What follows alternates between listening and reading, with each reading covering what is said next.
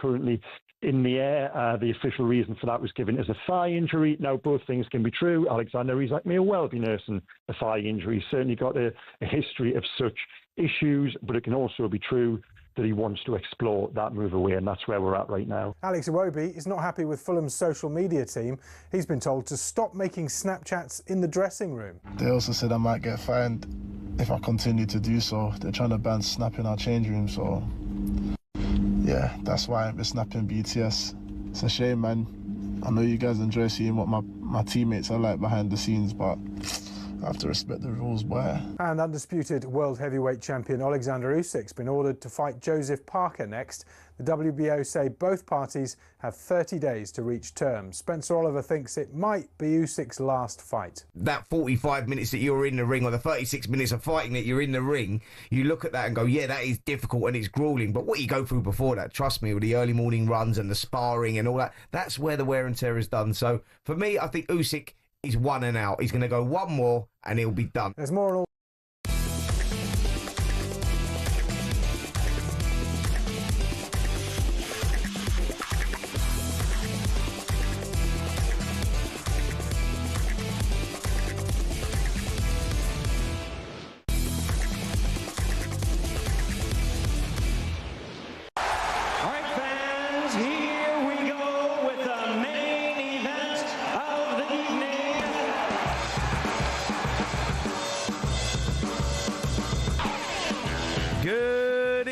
Welcome to the Sports Bar and talkSPORT. I'm Jamie Hart, and I'm joined by the legend.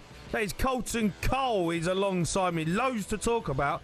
Alexander Isak is lighting up this transfer window. Today, he's dropped another bombshell. He's told Newcastle that he wants to explore a move away from the club this summer. Apparently, Liverpool are still sniffing around. Newcastle fans, how are you feeling? Richest club in the world, but you have to sell your best player. 03 717 22 3344. Liverpool fans, can it get any better for you right now? This is an unbelievable transfer window. Elsewhere, we're joined in the studio, absolute legend, TV presenter, Spurs fan, Adam Richman has come all the way from the US to come on the Sports Bar. The man versus food. Cannot wait to speak to him. Get involved in the show, though. Got loads to talk about. If you're a Newcastle fan, you're not happy, phone us up, 03 717 22 3344.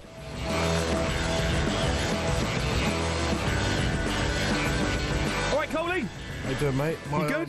My headphones ain't working. What do you mean? I don't know, mate. I don't know what's going on. Have you plugged them in? Yeah, I've plugged them in. Just not working. Yeah. Shambles. This is. Oh, there it is. There it is. Yeah. See that on button? It's a bit of a shambles. This. Yeah. You're in. Yeah, I'm in. But you all right? I've got to hold the plug. I've got to be like this all night. No. I swear down. What? Oh no, something's happened. Let go of it. I can't. I won't be able to hear. What? No. So, yeah, I've been alright. How are you, mate? Yeah, mate, I can't talk to you when you're sat there with your hand just holding it. Mate, I'll wait till the next break. How are you, mate? I'm alright, mate. I'm good. You've come here with your food. Yeah. You've come in here. You offered me prawn cocktail, Chris. Yeah. Shambles from you, by the way. Who don't like prawn cocktail? Cocktail's unacceptable. You come in here, so selfish, prawn cocktail. I'm not having that. Everyone loves a prawn cocktail. Everyone loves a prawn cocktail. Nah, I'm not having it, mate. No? Prawn cocktail's no good. Well, what's your favourite crisps? You know what I like? No, you know what I like? What's it? You know the flame grilled? Oh, the flame grilled steak. Oh, McCoy's. McCoy's. Oh, McCoy's flame grilled. I love a McCoy's, They're a banger. They're a banger. McCoy's. Do you know what, right? Go on. Are you all right, mate? What's going on here? I'm not happy with this. Well, you don't need the headphones. Take the headphones off for a minute and we can just have a chat. You're trying to fix it. We're talking to the nation. It looks like you busted it. What's this about? Yeah, you're having dodgy headphones. Yeah, don't worry. We'll sort it out. You don't need it. I don't need it. You don't need it. Yeah, but I want to feel the part, innit? Like, well, you always look the part, so that's all right. We'll let you off. How you been, though, mate? I've been all right. You're working, grafting? Yeah, well, season's just started. We've got a couple of deals through on the out, going on loan. On loan, yeah? West Ham, yeah? Yeah, Gideon Kadua's joined Luton Town from West Ham. Okay. And then we've got another boy, Mason Terry, goalkeeper, that we're working on. We're going to be working around the clock. But the only thing is, we just got to know what Graham Potter has coming in before we can let more boys go. So it's really, is there going to be people coming in? Yeah, there is. I think we talk about it later. But It's a work in progress. But we've got Carl. You're one of your ex-players, Carl Walker-Peters. Good player, mate. Yeah, he's a good player. I like him. Yeah, and then we've got him on a free. Yeah, and we've got a few youngsters. We took your best player though. No, that Spurs took your best player. Jamie. Listen, Jared Bowen's our best player. Yeah, he is, to be fair. So Kudos ain't far off him. The only reason you've still got Jared Bowen is because of Danny Dyer, mate. The only reason he's still there. All right, cool. Now, if that's what you want to say, if that's the sticking point, then yeah, so be it. He's not allowed to leave, mate. He's done his job, isn't he? Yeah. Look, we'll talk West Ham later. We've got to talk Newcastle. Yeah. They are in... Look, they've got problems at the moment. They're struggling to get players over the line. Yeah. They've got a load of money. They've got brilliant owners, brilliant football club. Alexander Isak's come out and said he wants to leave. Yeah. He wants out. He's not joined them on tour. Apparently he's had an injury. Apparently it's precaution. But we all know the deal. You've been in this situation, I'm sure, before where, there's a move happening or something's happening, your head gets turned, you're sitting there, you're frazzled. Alexander Isak wants to leave Newcastle. How do you want to leave the richest club in the world, by the way? Yeah, but they're not the biggest club in the world, are they? No, they're not. They're rich. Do you know what I mean? Yeah, but they're not you say they're the richest, but they're not the richest, are they? Because they can't spend the money. Yeah, PSR. So because of PSR and whatever and how you spend and profit and loss, blah, blah, blah. Right. You can have who you want, but if you're not Liverpool or you're not, Man United with commercial side of it and all that kind of business, well, you can't spend the money. No, you can't. The problem is Alexander Isak's looking at going, hold on a minute, I've got the opportunity here to potentially go to Liverpool who's spending £250 million. They still want to sign me. Yeah. They're putting in a Galactico team of players. I want out. Look, for me, we all know that is a very, very good player. Very, very good player. He wants the next level, I'd say. Obviously, he wants to go to somewhere where they're winning things. Sometimes it's not about money. I think it's about ambition and where you can go with the new club or what you see, what they're... Because if it's me and I'm looking at Isak, he fancies himself over Ekitike, obviously, because Ekitike is 23. I think different styles of play. I think number 9, Isak leads that line at the front, man. Yeah. I think Ekitike can kind of... He can connect as a 10 kind of thing, and he can play off the left as well. He can, yeah. So I really think he's a great signing. 23 years old. So they've looked at that, and then they're thinking, you know what, we can still bolster. We're talking about, I think they could go up to 500 million in this window, just because of PSR rules, because they haven't spent really in the last two. They've sold players, years, and they've sold players, commercially, and they've sponsorship, and they've also renovated their stadium as well, so it's a bigger capacity. So they've got the money, and I think they want to spend it. They want to spend it now. I think it's the right time, and they've won the league without even spending a lot. They only brought in Chiesa last season. Yeah, you know what I mean. So they're on the right path, and everyone's looking at Liverpool thinking they're a force. Yeah, Newcastle fans, I want to hear from them because they must be a bit gutted with Isak coming out, because I think they've given a lot to Isak. They gave him the platform to go and do what he's done. They did have a really good season last season, Newcastle, and they are trying to get to the next level, and it's difficult for them, I get that. But when their best player comes out and says, I want to leave, that's a kick in the teeth. Yeah, it is a massive I don't know if, like Newcastle fans who go, you know what? Do what? Off your pot then. Yeah, listen, no one wants to keep a player that don't want to be there. Every player is going to get their head turned at some point. It just depends what you can offer the player. Now, I don't know what they've offered. I don't know if they've offered him anything. I know he obviously wants a new bumper deal. Yeah. And you're gonna have to meet that, because he's got to be parity with. But as you said, it's not always about the money.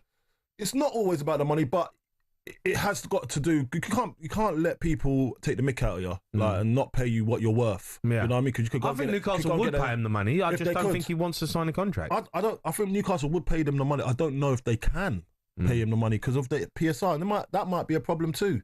I was listening to you and Gabby, and you're winding up a Newcastle fan. Yeah. Well, we've actually got it. Have we got it? Yeah. Oh, mate, listen, I don't know whether I was happy with it or I was sad about it. I mean, you just kept on pressing buttons. Yeah, well, that's what we do here. Do you know what I mean? It was Pete, the Newcastle fan. It was a while ago. Yeah. And it was when he's been in the papers for a long time now, talking about him leaving. Here's me and Gabby trying to figure out how much it would take to buy Isak. It's safe to say Pete was a little bit unhappy. Peter, can I ask you one question, though, Peter? Yeah. If Aston Villa want to buy Isak, how much do we have to pay for him, mate? 180 million. Okay. That's what you think he's worth? 180 million. I think he's worth about 60, 70. I think Villa will pay that. So he's better than Ollie Watkins, who you value at how much? 90, 100 for Ollie, I think. So Alexander Isak, younger, he's better than him. But you have to sell. You have to sell, Peter. You're worth like billions, but you can't. You have to sell. You don't have to sell this summer. It's all paper nonsense. You haven't got a clue. Pete, we'll give you 50 million for him. You haven't got a clue. We haven't got to sell this summer. And talkSPORT has been spouting that nonsense for months. And it's absolute. Simon Jordan's told us. Do you know something? It's absolutely hilarious to listen to. Wow. Just wow. Oh, Pete. I hope Pete's all right. Mate. We'll have to give him a call, see how he's feeling right now after all the news has come out. Do you know what, right? He's got a point.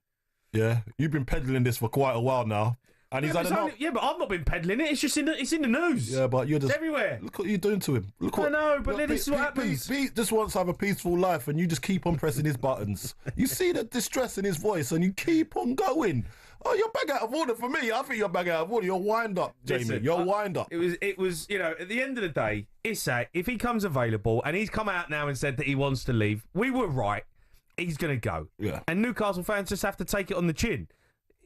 Look, they're a great football club, but they're just not Liverpool. They're never going to be Liverpool. They're never going to be Real Madrid. They're never going to be them big, clubs. They're a great club. Yeah. But Isak will look at it and go, I want to win the Premier League now. Yeah. No. And listen, when you're scoring those type of goals and the amount of goals, you want to get reward at the end of it. And listen, they won their first trophy. So what he's done, he's won a trophy with Newcastle. Yeah. And that's not been done. Oh, yeah. So no, he's done an unbelievable job. So really and truly, I feel for him. He just wants to probably drop Mike now, and I think he tried to do it in a polite way. He's probably been talks behind the scenes, but Newcastle are not budging. No. And now it's just come out saying, I think there's more tried stuff. to be polite. There's more stuff behind. Yeah, there's more stuff behind the scenes. I think he's probably not happy with. I've heard, some of is it Amanda Stavley and they offered him or promised him something and it hasn't gone through. They've left, blah blah blah, and it hasn't materialised. So maybe he's gone. Look, I've had enough of this. Look, we'll take some calls on this. You can give us a call on 03 717 223344. Can we go to Michael? He's a Newcastle fan. All right, Mike. Hello, boys. All right? I'm all right, Mike. Are you? Oh, living the dream, man, Jamie. Living the dream. What's going on, mate? So you got to be absolutely devastated right now, aren't you, with the situation? Before I crack on with Isak, right? 2 points. Corn cocktail crisps. No. And Gabby, he just needs his lug felt in, right? I've got a budgie in who's bigger than him. So, right. The Alexander Isak thing, right? What's going on with him, right? Yeah, go on. Here's the thing. We've reached the ceiling, Newcastle, right now. We've reached the ceiling, and I wish people would do a little bit more research into this, right? It's not the fact we don't want to pay his wages. We can't pay his wages. We might have all the financial power behind us, right? We cannot pay the wages. And I mean, we're heading into a Champions League season, right? We'll have in 3 transfer windows, we've done nothing as far as first team applications, right? Like lads coming in to better the side. 3 windows. You signed a few good players, mate. You got a good side. Come on. You got a very good side. Jamie, in 3 windows, we haven't brought a player in. We brought a Langer. You brought a Langer in just now. This is the 4th window. We've let a striker go. Yeah. We've let a midfielder go. Yeah, Longstaff. We've brought in a winger. And now we're star strikers on his way out. Yeah. Yeah, but that's going to free up a lot of money, though. Do you know that, right, Mike? It's going to free up a lot of money to strengthen in other areas. Isn't it? Yeah, but isn't it all about? I mean, isn't it all about progress? Why can't we progress? Okay, but listen, there is a balance. There is a balance, and I know you're gutted about Isak, and look, it sounds like he wants out, but I'm going to give you this. Coutinho left Liverpool, 160 million they got for him, went to Barcelona. Everyone was raving about him. He didn't do the business. Liverpool signed Van Dijk and Alisson and become a better team. I've nothing against Jimmy. I've nothing against Liverpool, if I'm honest. No, but what I'm saying is you could sell Isak, and you might be devastated, but you're still Newcastle, right? Yeah. You're not selling the club. You're selling your best player. But Yeah. you could invest that money, like Eddie Howe's done before, with some good players for 40, 50 million who become another Isak. And it props you up as well. You'll be fine. And you might get 3 or 4 great players. You might even be stronger. Why? But this is my thing, right? This is my problem, right? Richard Marcel's and his puppets, right, have basically put on this PSR to say that it looks after football clubs. 33 years the Premier League has been going. Not one club has went into solvency. Not one.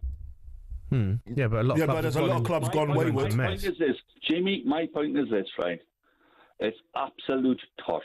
They're frightened to the wits' end that Newcastle can go in like Chelsea and Man City. We weren't going to do that approach, taking Ballon d'Or players. We just want to build a squad where we can challenge. Yeah, I agree. I think it's unfair, but it is unfair. It's just what it is, and it had to stop somewhere. You know, otherwise it'd just be crazy. The money would be crazy, and there would be no ceiling. So this is. But listen, Liverpool have navigated this well with the PSR. They have navigated. They've navigated it really well. So that's why they can afford to go and get an Isak. Yeah, but the problem is just, they're already spending 235 mil. They are Liverpool though. They haven't spent money, but they've been able to. They've won the Premier League. They're without in the Champions spending League. money as well. Commercially, they're all over the world. They're a huge football club. They've got a big football stadium. It is a lot difficult for other clubs. It's a big pull. It's a big pull to go there from like Newcastle. I'm no disrespect to Newcastle, but Liverpool are Liverpool, and if they come calling, you're going to want to go. I don't care who you are. Well, look, there is what it is. Liverpool lost Trent to Real Madrid. Yeah, exactly. There's a pecking order of football clubs around the world. Yeah, Real Madrid are at the top of them. Yeah, Liverpool are in the next bracket with your Bayern Munichs, with your Barcelonas. Yeah, all them types of clubs who are there. Newcastle, sadly, are in the pond below them. You're right. They're not in the one that matters. So. Look, when you got a player like Isak, but I don't know. I want to know from Newcastle fans how they feel about this. Yeah. Like seriously, I know he's going to be a kick in the teeth if he leaves and he's kicking up a fuss and he goes. But I tell you what, you could invest 130, 40 million, right? You get for him, and you could become a better team. Definitely, you might not have him up front, no, but you could become a better team. You could get a replacement, but it's not going to be him. But then you can get a replacement that can knock the ball in the back of the net. And look, and then you could get also some other place to bolster up the squad because you're going to need it. Newcastle fans want to hear from you. 03717223344. Going to be taking calls all night, but we are joined in the studio by TV presenter and Spurs fan Adam Richman, Man vs Food. He's coming on. You're listening to the Sports Bar on talkSPORT with talkSPORT Bet. Download the talkSPORT Bet app today. 18 plus. Began with dog.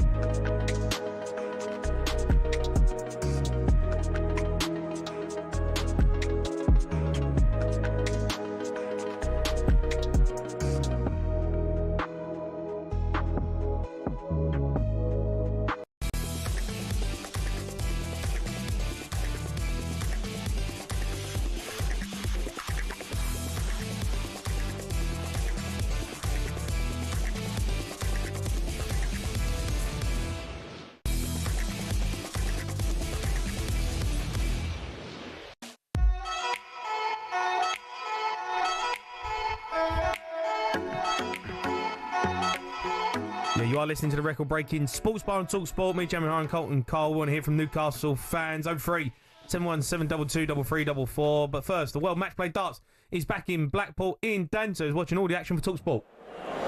Cheers, Jamie. Well, James Wade is already through to Saturday night semi-finals. The 2007 winner and 5-time runner-up made it through 16-13 against Jan van Veen.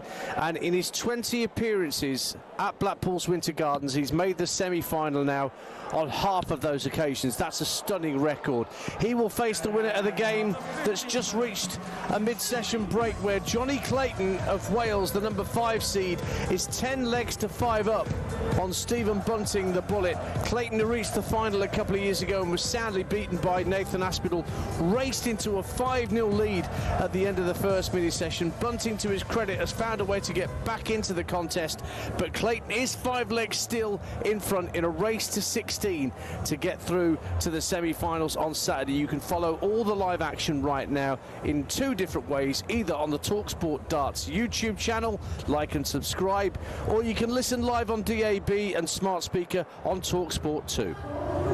Right, let's get back to the Newcastle calls. Go to Simon. He's a Newcastle fan, right, Si?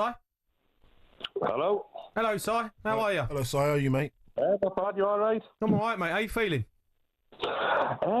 I'm not too bad, Jamie, to be honest with you. I mean, I know that a lot of the Newcastle fans are looking more to the negative side, but I'm looking more to the positive side. I mean, what you have just said before, I mean, it's going to help us in the future with our PSR restrictions. We can invest in a couple of players. I'm already hearing about Sesko and Visa might be there, so I wouldn't complain about that.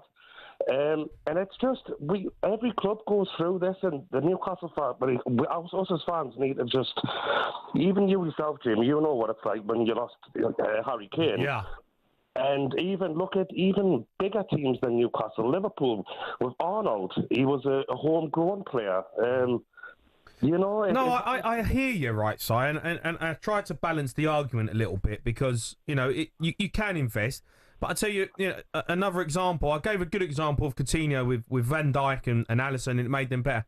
Spurs. Remember we had Gareth Bale, right? We wanted, and everyone wanted him. He ended up at Real Madrid. We got a load of money for him. We bought 4 or 5 players to try and replace him, and thought that he would do all right, we've sold Gareth Bale, but we're going to invest and we're going to buy 4 or 5 players. None of them matched what he was. None of them. Of course not. And that's your concern. Is all right. You might get money for Isak, and you might get a right few quid, and you can spend, it on 3 or 4 players maybe. But the problem is, the chances are that they're not Isak. Oh, definitely not. I mean, I'll never argue against that. But what I would like to say is that, I mean, we've got Eddie Howe. Look what he does to players. Just say, for instance, if Sesko was to come to Newcastle, look what he's 22? Could you just imagine when Eddie Howe gets his hands on players? I don't think he's getting one transfer wrong up to now. And, I think that's my point. I think we'll be absolutely fine. And I think we need to look at the positives rather than the negatives. If he doesn't want to be here, then we don't want to play sulking for the next 12 months. But, we just have to think about the positives, and I'm not going to, cry like a little baby. And I just think that I'm a fan. The badge is more important than any player, so I think we'll be fine. I think Eddie Howe, we just need to trust in him. I love that. I love that approach. That it's refreshing to hear a fan that believes in the gaffer. Do you know what I mean? Because really and truly, without the gaffer, Isak won't be scoring them goals. No. Do you know what I mean? No, he's deployed him properly. So it just shows you, if he sees someone that he likes and he brings him in, not to replace Isak, but to see, do you know what, I could get a tune out of this boy, then maybe he'll be all right. So imagine he brings another 3 or 4 in that he thinks he could get a song out of. You're gonna be flying. Yeah. I mean, we brought Isak in. Nobody really heard of him. Exactly. Eddie Howe made him as one of the best players in the world. Yeah. That's what he can do. Look at Tonali, look at Bruno, look at Joe Linton now. Exactly. I'm positive. Like I say, I think we'll be, as long as we have Eddie Howe, I think you'll get it right. I think we've had a slow transfer, but I think things will pick up, and I think we'll be absolutely fine. I think we'll be great next season. Brilliant. Yeah. All right. So thanks for calling. Let's go to Steve. Mate. He's a Newcastle fan. Steve. Nice and positive, that one. Hi lads. All right. I'm all right, Steve. How are you feeling about the situation? Yeah, not as positive as the last bloke. Otherwise, you're breaking up a little bit, mate. You're breaking up a little bit. Yes, Geordie. Love my team. Loved Isak. I think Carlton talked earlier about, he's perhaps moving for ambition. I don't believe that for one moment. It's all about money. I think whoever mentioned it earlier, it's right. It's probably about broken promises, but it just does make. I don't know whether I do something. Steve, your line's not great, mate. I'll try phone us back. I'll go to Andy, who's a Newcastle fan. Andy. Hiya, mate. How are you doing? I'm all right, Andy. Doing, Andy, mate. Look. Yeah. How are you doing, Carlton? Yeah, we're good. We're good over here. Thank you, mate.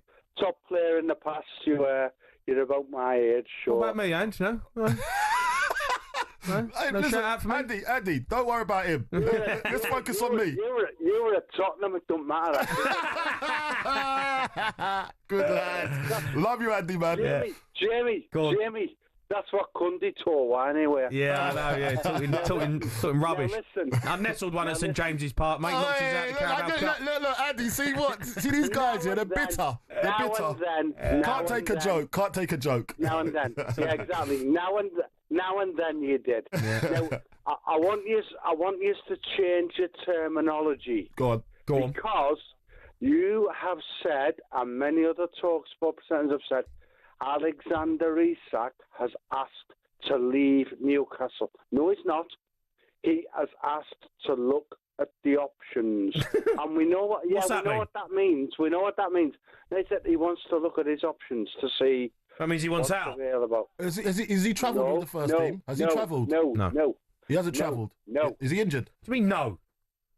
Yeah, we know how it'll end up, but he has not verbally said, I want to leave Newcastle. He said he wants to look at his options. talkSPORT breaking news. Mate, it's the same thing. Same thing, mate. It's the same just thing. in a nice way. Just a nicer way just to... This one's out. This one's out, mate. It may well be. But you have quoted that he has said, I want to leave.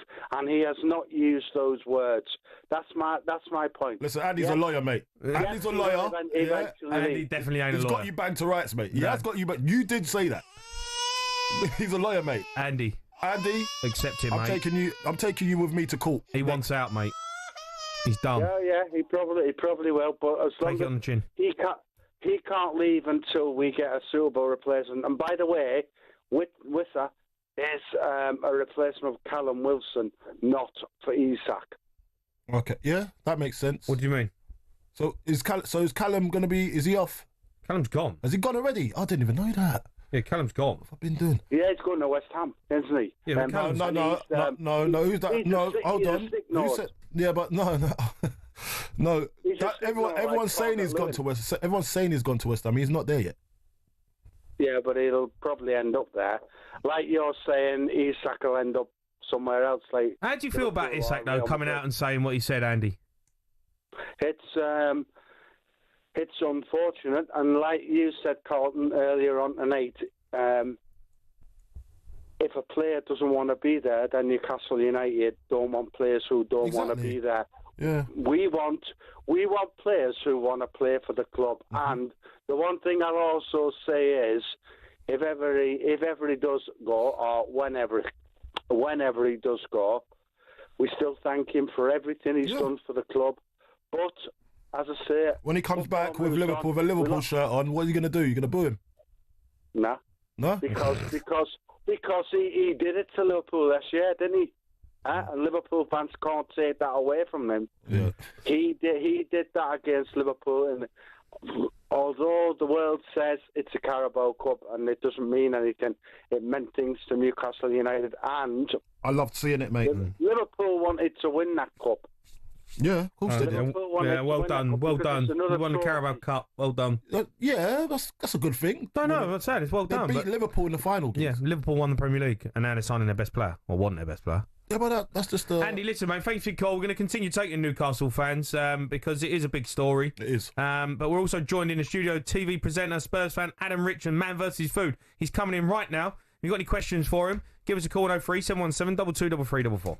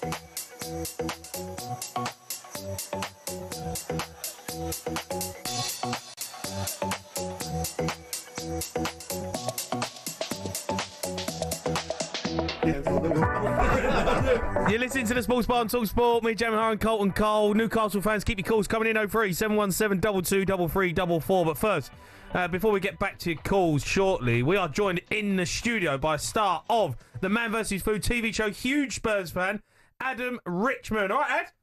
Good to be here with two legends. Oh, Thank you so very much. What a pleasure. I really appreciate you coming in. Why are you in town? Why am I in town? A couple Oasis shows, some work, and in pre-production for the third season of Adam Richman Eats. We did Adam Richman Eats Britain, then Adam Richman Eats Football, and now I don't know if I'm allowed to give it away, but we're doing a third season. So amazing, the cool pre-production stuff going on. I want to take you back to the start. Because I used to watch your show back in the day. I loved it. It was brilliant. And all the stuff that you used to do. How did it come around? Like Man vs. Food, like 2008, 2012, right? 11.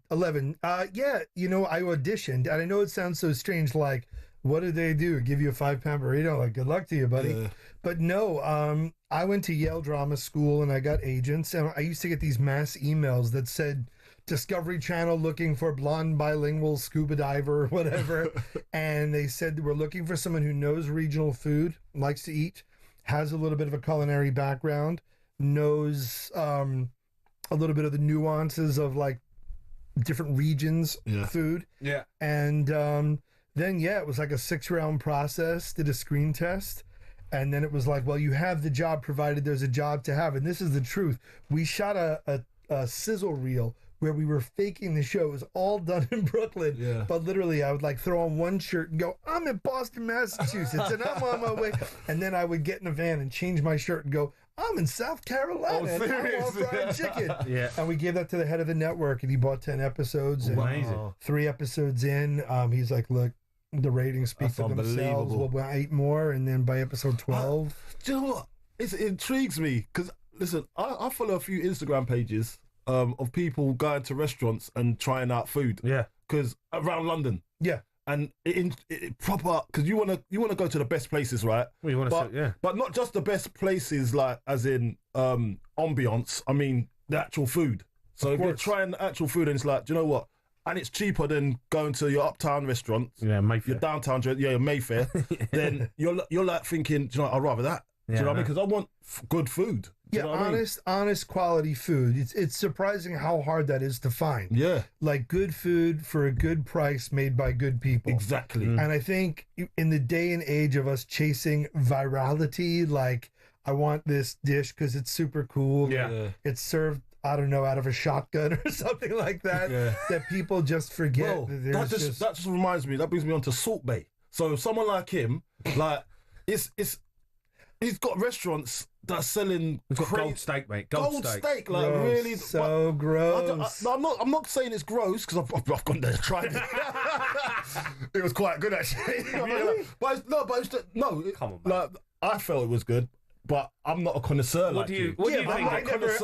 Yeah, but I also never made a Premier League striker salary to go have a gold steak. Listen, for me, if you go and you enjoy the meal and you spend $1 million or you spend, a $5, you enjoy it. And I think sometimes it is about the spectacle and the experience. Yeah. And sometimes for me, it's especially in England, it's a place I live for a couple months out of the year. My great-granddad hails from Leeds. Oh, really? Yeah, I've always been a bit of an Anglophile, especially now that I've shot so many shows here. I did a barbecue show here. Yeah. Played in Soccer Aid. I actually... We need to speak about this.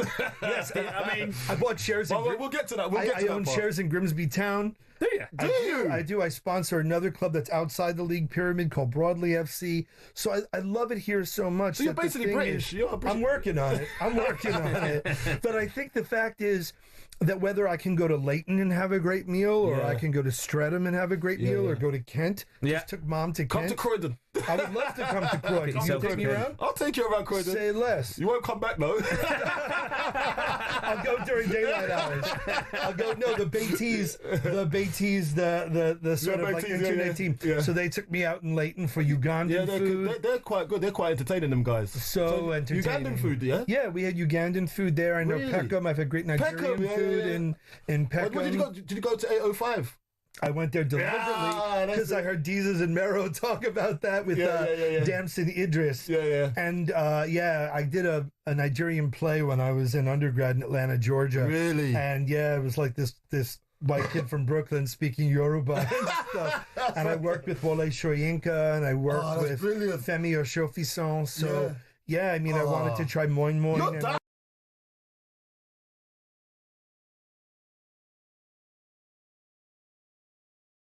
But that was the thing too. Like, if you come to London and you think it's all bangers and mash, and you think it's all fry up, all of which are delicious, I think you're only learning half the story. Have you been to East London yet?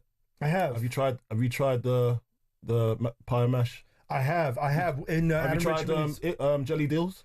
I did. I did. I tried. Will not continue.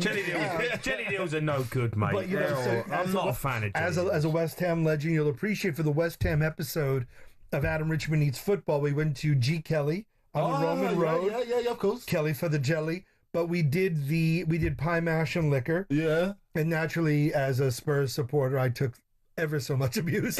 And but I just took my mom to Manzi's Tower Bridge for pie and mash. Oh yeah, that's good. Manzi's is very good. And and it's like, I think there's a legendary nature to it. And I think that people unfairly malign British food because they don't understand it. And so again, I took my mom to Whitstable. Yeah, lovely. Having whelks and having native oysters, and people don't realize the Roman history of Londinium, of the city, and to know that the Romans were attracted to the oyster estuaries in Essex and in Whitstable. Wow! To go out to Sandwich and to eat a sandwich in Sandwich in a building that's older than America. The Crispin Inn is from 1491. Wow! So you can go and see real Tudor architecture, and it's just unabashed real culture. I love it ever so much, man. And I've got to ask you, you've been around everywhere in England. You're doing football teams. Mate, he knows England more than us. Lies, I tell you. What would you say, like, the best in terms of football teams' food? Have you been to football stadiums? Right? I have.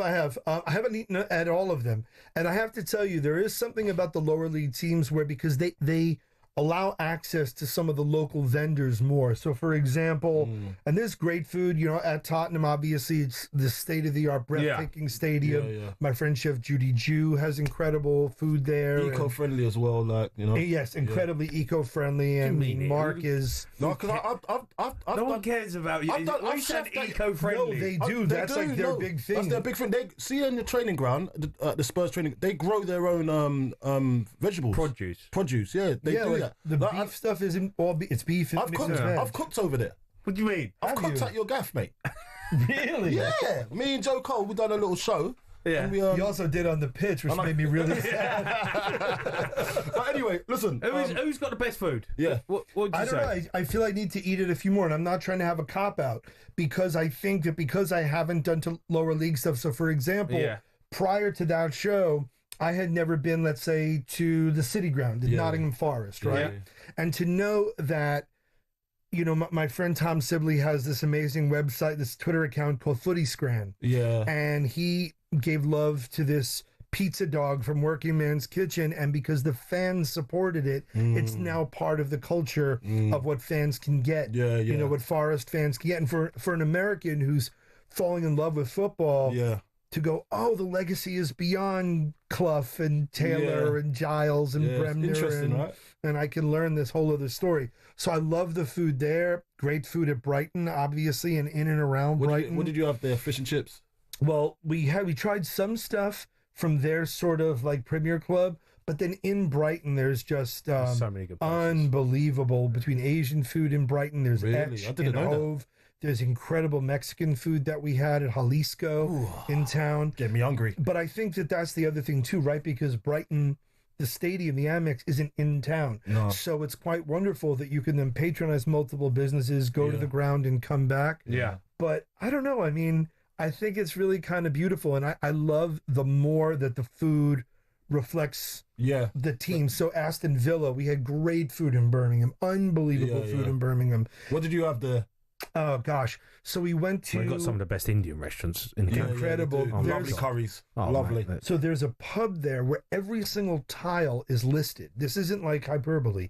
Every single it was a hotel at one point that Charlie Chaplin stayed at, that Laurel and Hardy stayed at, and now it's a pub that not only has typical pub grub, but also has unbelievable Thai food. And I'm gonna get emotional remembering this, but there was a man there. All right, come on, it's a sports show. Be a man. And but no, I'll never forget this. There was a man there, like an older man, wearing a poppy with his son, and that man was there with his daughter. Wow. 3 generations of Villa supporters, and we were talking, and I interviewed them. They wanted to see me talk about the food, and they were fans. And he talked about, you know, Peter With and these legendary moments that Villa Park had seen. And I was just so taken, and I set up the Villa, he set up the Spurs, and it was just this really sweet moment of we'll do battle for 90 minutes on the pitch, but it's all love. Like there's a brotherhood of football that we're all part of, and it's awesome. Everyone loves food, right? Everyone loves food, and sometimes we take it for granted. You know how to actually your food palate is like. I might share the same food palate as you. I might feel that I like the same food as you, but we're from different. We represent different football clubs. Do you know what I mean? Like, so it doesn't matter. Food brings everyone together because food is food, and we love it. Do you know what I mean? I mean, it's some more than others. You know what I mean? I resemble that remark. There's a reason I'm wearing all black, Carlton Cole. That's what we always wear. Slimming, isn't it? It's Slimming. One of us has layers on. I want to ask you a question. Obviously, you do a load of challenges and everything. And yeah, well, you did a lot of challenging. What was your toughest challenge in the US? Oh, that's a great question. Food challenge. I mean, all the spicy ones were miserable. Yeah. I think the one spicy one I lost because... Didn't you nearly die? I felt like I would, and I wanted to be fair. It would have been easy. Yeah. The head of the place, and it's a shame because I really did like him, and I like the place.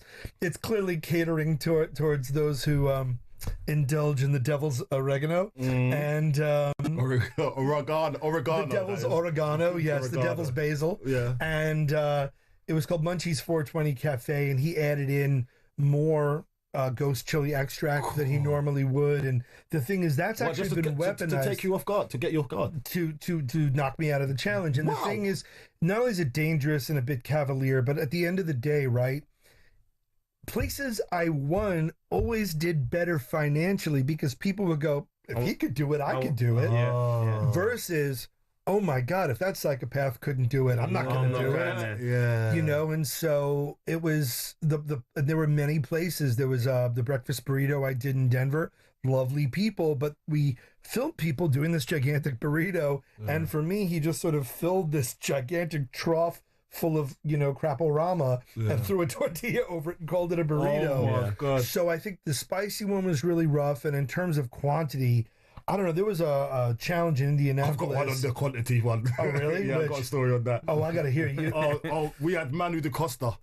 Yeah. Right, well, hold that because we've got a break. We've got loads of questions to ask you. Please. If you've got a question for Adam, you can give us a call 03 717 22 3344.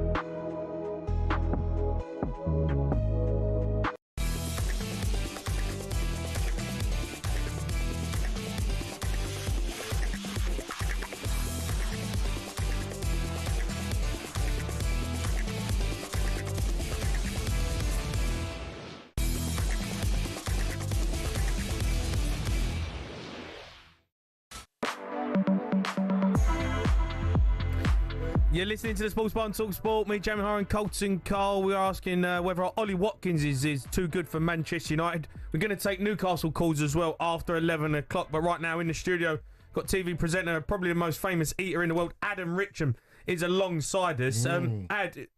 Cole, you had this story. You got to tell it. I've got to tell it now. So we went out. Best be good. You see the lads. Like when you go out on a night out or team bonding thing. Yeah. We went and done something similar. So we went to a steakhouse. Yeah. And then they had this massive steak. I think it was in Essex somewhere. Right. And there was a challenge. Same thing. And Manu da Costa says, I'll do it. Yeah. Yeah. The only one. Yeah. And I was like, okay, go on. So everyone's around him and we're all eating our steaks. We'd all finished. This geezer's still going. Yeah. It's going. But I'm saying an hour in, yeah? And this massive, I don't know what the size of the steak was, but it's some big pounds, man. And then I was looking at him, I was thinking, he ain't eating that. Mate, he finished it. Do you know what he said to me afterwards, though? Like 3 or 4 days, we gave him a clap, we gave him his money, right? Because it was for money, obviously. Yeah. Everything was for money. Everything was for money from back then, you know what I mean? Like, he's loaded. And then, so he's finished it. And then obviously 2-3 days later, like he said, listen, I haven't gone toilet, yeah, for the last since that day. Yeah. So he's constipated. Is it worth it? Having that, like eating like big stuff like that, big things? Cause don't you get constipated? Is it good? Is it actually good for your health? I'm just sitting here going, Carlton Cole's asking me about my doo-doo habits. Yeah, I need to know about your you know what? One of the things is, this is just, I didn't have this on my bingo card. West Ham legend asked about toilet habits. Well, anything can happen on this show. Yeah, I know. That's the magic of talkSPORT. Have you been constipated because of the magic of talkSPORT? Have you been constipated? You know what the bottom line is? I'm serious. Every challenge is won or lost in the preparation of it. So it's. I know that sounds like unduly like zen about it, but it's the truth. Cool. And so,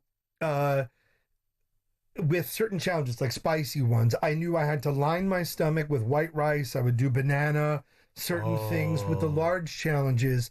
Joey Chestnut gave me a tip. Season 1 of Man vs. Food. I would chug a gallon of water in about 5 minutes, and I would try to do it either the morning of the challenge or the night before.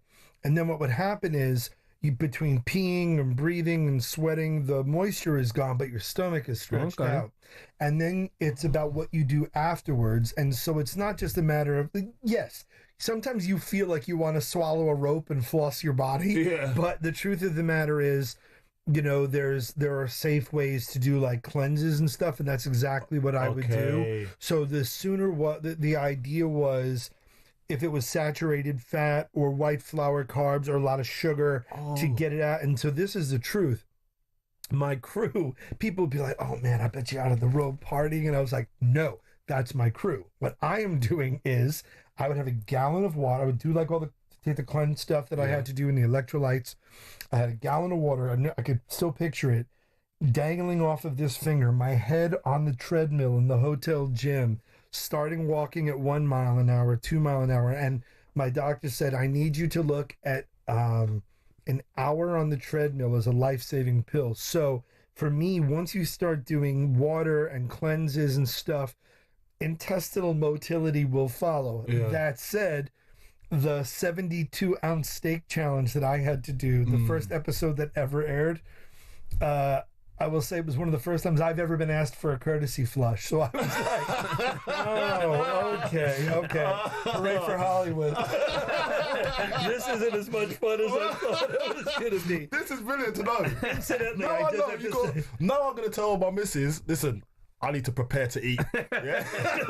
I'm going to prepare myself for a couple of days. She's going to like come to me with the rolling pin. By the way, the black cab driver that drove me here, man, his name is Keith, and he is such a big fan. He asked me to tell you that he loves you, and I just, the black cab drivers are the absolute cabbies are the best, mate. Big up Keith, man. Thank you. Really, just big up Keith. Ed, I've got to ask you about Soccer Aid. Do it. Because you were there. Yes. You come on. You lost a load of weight to do it. Tell us about your experience. And he played me for about 3.5 minutes.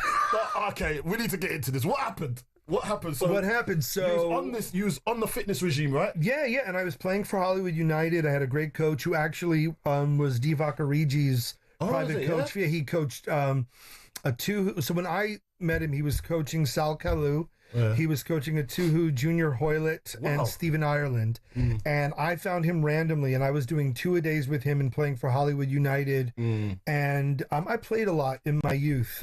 Famously, Hollywood United. That sounds like a good get up. Sounds like my type of gig. Yeah, that's my type of gig. All that side. Like Statham plays LaPaglia. I heard Vinnie Jones periodically picks up a game. Yeah. But it was good. And I played a lot in my youth. Famously, I showed Martin Compston, a brilliant footballer and brilliant actor who was on the team, and I showed him a picture of me playing as a kid.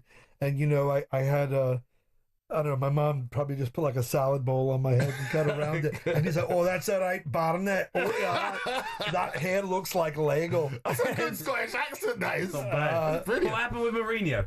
What happened with Mourinho? Mourinho So made you get fun fit. of my weight. So you get fit. So I was fit, and so I got a grade 1 calf tear day 1 of training, and I was ready to kill myself.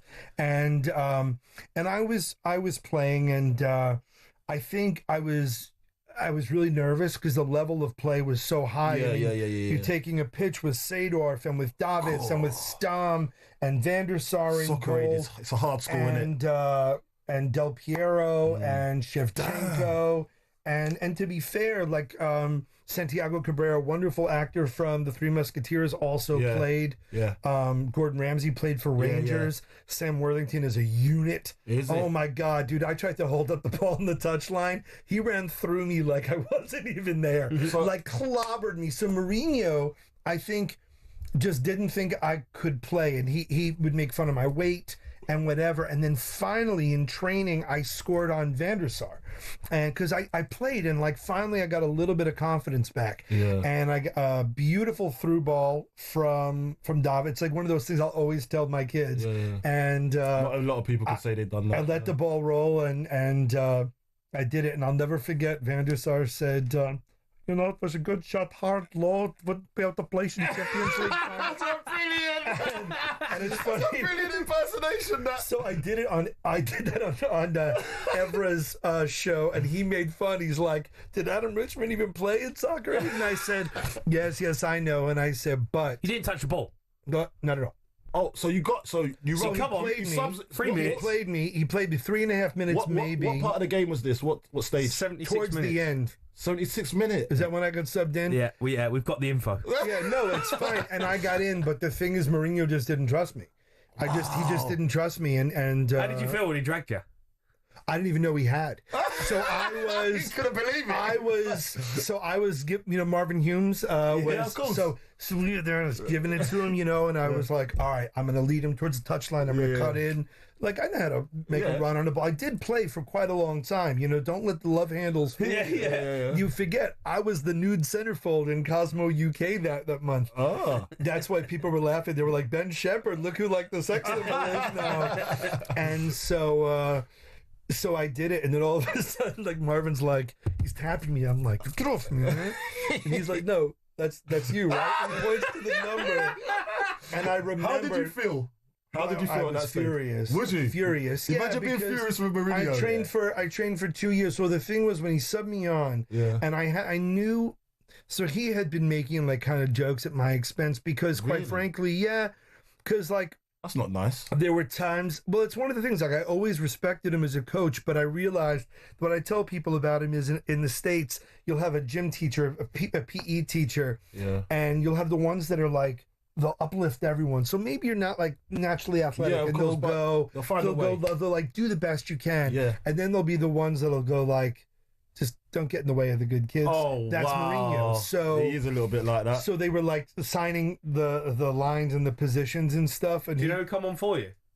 Well, I know that they kept changing it up. Well, McAvoy had come on, come off, and come back on again. Right. But no, who do they sub on for me? I can't remember, but it's... No, that was the thing is, so we had gone down, and Kevin Phillips had just come from the nearly relegated Leicester. Yeah. And so he had just come off of a Premier League season because Sheringham was supposed to play. And Sheringham's back was hurt. And I know for a fact Gordon Ramsay wanted a piece of that bouquet. Because he had taken Gordon out on a stretcher the soccer aid before. So he wanted a piece? Yes. He was like, I trained so hard, I trained so hard for this, whatever. And then so was Kevin Phillips, and I remember we're in the tunnel, and I had just finished watching him play, Yeah. well, at least we've got two people in the room who have been dropped by Mourinho. Oh, well, no, whoa. He didn't get dropped. He actually played. I didn't get to play. But you played for someone that I've always admired. You got to play for Ranieri. Yeah. And that's someone that people laugh when I rhapsodize about him, and even to a degree, Roberto Di Matteo, but I don't know. It's not about the dilly ding, dilly dong, whatever he said. And But you're a massive Spurs fan, right? But I'm going to ask you if you could if stay over for 5 minutes so I can get that story out of you, because it's a great story. Yeah. I know you're a massive Spurs fan. Yes. So if you can you wait for 10 minutes, because go for it. It'd be nice to talk to you about Tottenham, because this overhead shot is I have to suck it in. You're looking well, bro. There we go. You look good, you have mate. two footballers and a football. I better tighten it up. 1v1. I'm doing kegels over here, boys. I'm the chunk in here, mate. Don't worry about that. Yeah, he loves his name, by the way. Yeah, I am the chunk. Right, Newcastle fans, we're going to take calls on that. Don't forget, we're going to speak to you about your man Isak. He wants out. 03717 22 3344.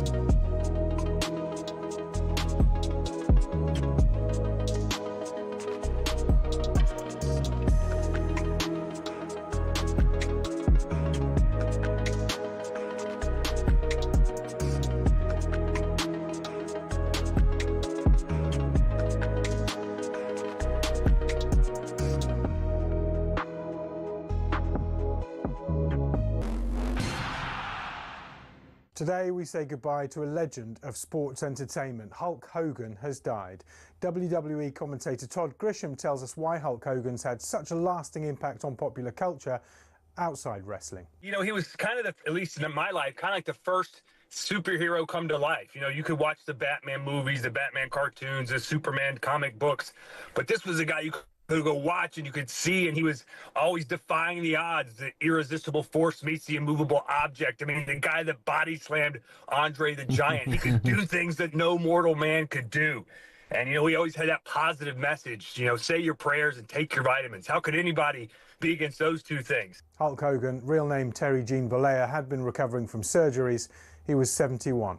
Now, we understand Alexander Isak wants to leave Newcastle. The man who broke the story is the Daily Mail's chief football reporter, Craig Hope. He's told the club he's keen to explore his options, and this is the situation we're at now. He hasn't travelled out here with the rest of the squad to Singapore. They're currently in the air. The official reason for that was given as a thigh injury. Now, both things can be true. Alexander Isak may well be nursing a thigh injury. He's certainly got a history of such issues, but it can also be true that he wants to explore that move away, and that's where we're at right now. Alex Iwobi is not happy with Fulham's social media team.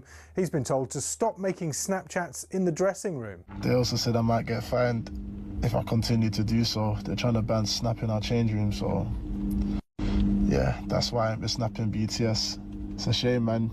I know you guys enjoy seeing what my teammates are like behind the scenes, but I have to respect the rules, boy. And undisputed world heavyweight champion Alexander Usyk's been ordered to fight Joseph Parker next. The WBO say both parties have 30 days to reach terms. Spencer Oliver thinks it might be Usyk's last fight. That 45 minutes that you're in the ring, or the 36 minutes of fighting that you're in the ring, you look at that and go, yeah, that is difficult and it's grueling, but what you go through.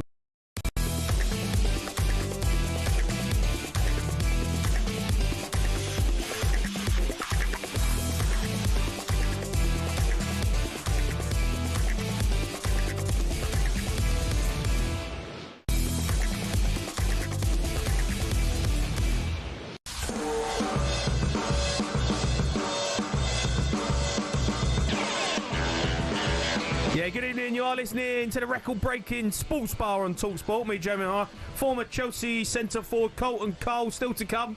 We're joined by European football expert Andy Brassel, all right, West Ham as well, to see if Newcastle can land Sesko. Newcastle fans, I want to hear from you tonight. Isak is saying that he wants out. 03717 223344. We have convinced Adam to stay with us like we always do with our studio guests. We get him to stay because it ends up being a great chat. Man versus Food legend. You've got your own show as well. Before we talk about that, you are a massive Spurs fan. I am, for my sins. Like, and you've actually got one of the seats from White Hart Lane? I do. I have the motto tattooed on my wrist. I have Auder est facer tattooed right here under there. Today is and today is to do. I have right when Ryan Mason got hurt. The squad all wore one of his kits for like a training Stamford session. Bridge, wasn't it? Wolverhampton when he got hurt. Wolverhampton, yeah. And so a bunch of the teams signed it. So I've got that. I have a seat from White Hart Lane. I have a banner. I went to the very first match, the new stadium. So you got all the memorabilia. Yeah, I went to the final in Madrid, which was, you know. Did you go to the last one? I didn't go to Bilbao. I didn't go to Bilbao because I had gone to Madrid and I spent all that money in Madrid to watch us get a handball that wouldn't have been a handball 3 months earlier. And it was disappointing, but it was rough. And like I said, my mate was Origi's coach, and he said, he's like, if Origi gets the ball on the half turn by the edge of the box, he's slotting it. I said, how do you know? He said, because we have drilled that and my friend is a diehard Spurs fan, like has a sleeve with Ginola and Gary Mabbitt and Hoddle and Waddle all down his arm, and he was coaching Origi, and he said if Origi gets the ball in the half turn, he's slotting it because we have worked that play and that shot hundreds of times. I mean, that was the death bell. But you said earlier from Leeds, right? No, my great-grandfather. They didn't convince you to be Leeds? You know what? So when I first fell in love with the game and started being able to watch, because back in the day in America, there was something like if a bar had Setanta, you might see a goal, you might see a game here and there. Wide World of Sports would show a La Liga game, a Serie A game, a Prem game, and you had no context. No one in America was... A panini was a sandwich. No one knew anything about that stuff. For real, like now my friends are telling me about they're like, you know Subbuteo? I'm like, wasn't that a song by Phil Collins? And they're like, no, dummy.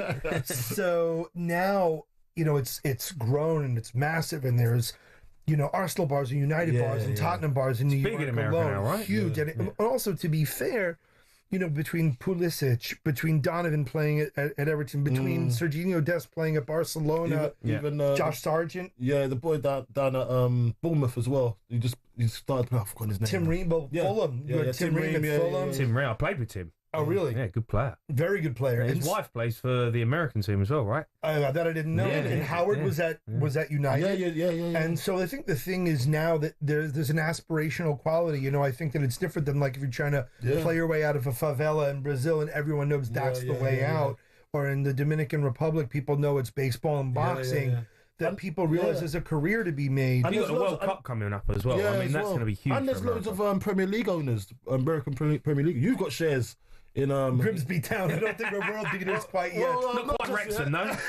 No, but I was there before Wrexham. To be fair, and I respect what Ryan and Rob are doing so much. Listen to me say Ryan and Rob like I know them. They wouldn't know me from a can of paint. I bet they do. I bet they do. But, I bet they do. But no, I started supporting and sponsoring a team called Broadley FC that actually was founded. There was a kid who played trumpet in the Grimsby Town band. He died of leukemia, and this kid wrote me a letter on Facebook where my cousin had non-Hodgkin's lymphoma, and it was the most heartfelt letter, and he said, we just want someone to sponsor trackies. And I low-key was like, I kind of want to see my production company logo on a kit, can I do the whole thing? So I've been sponsoring that club, and then during the pandemic bought shares in Grimsby Town. I think it's just as I travel more, and everybody knows the Wheelstone Raider. You want some? I'll give you that. You want some? What's up? You got no fangs? I'll give you. You got no fangs.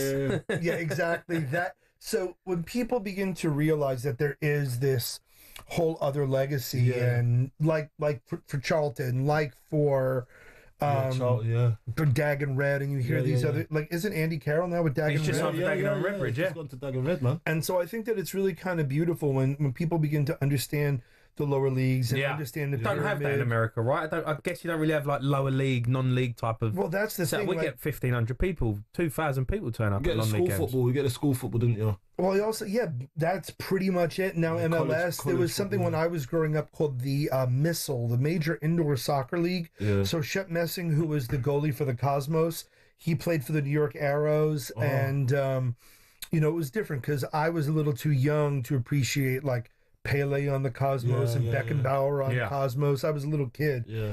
But now I think that there is just this love. But so Tottenham, as opposed to, because you asked about why Tottenham, not Leeds. Yeah. First of all, I wanted a team that was in the Prem, and I admit I didn't fully understand promotion relegation. Yeah. Because I loved, like, again, Nick Frost was such a good friend. I love the Rib Man of West Ham, and I've got my sound guy, my friend Eric. You know the Rib Man? That's my guy. Oh, Mark Chavot is one of the greatest. That's my guy. He's like all-time GOAT. Yeah. Like, great human being. Yeah, he's a great human being, man. And he always is the first one to, like, we give each other all the grief, all the banter. All the banter. But yeah, and so Leeds, when I first started understanding the game, and it was like largely through FIFA, and so I remember like, oh, if I play like Rory Delap's got that sick throw in or whatever. Yeah. That was the El Hadji Diouf years of Leeds. Oh, El Hadji Diouf. And I didn't know anything about, the Don Revy years, the Giles and Bremner years. I knew nothing of it about Clough and Taylor. I knew nothing of that. So you went with Tottenham? And so, for me, it was Gareth Bale. I saw the Taxi for Mycon game when I came over here. And between him... mate, what a game. Inter Milan. Yeah. And him, and I love Rafa van der Vaart. The guy just played. Yeah, Rafa, it's one of the reasons why I hope this Morgan Gibbs White deal does not go away. Because when you see those guys that play with just they need the ball, they want the, they want to get like on it all the Suarez time. When he wasn't biting always people. Want it. Just wants to get on the ball all the time. Like wants the ball. Hendo at Liverpool, like those guys that were these tenacious workhorses that had a love for the game and played with like everything. And you think that's missing now? Maybe to an extent. I mean, I miss strike partnerships instead of target men. No offense. No, it's okay.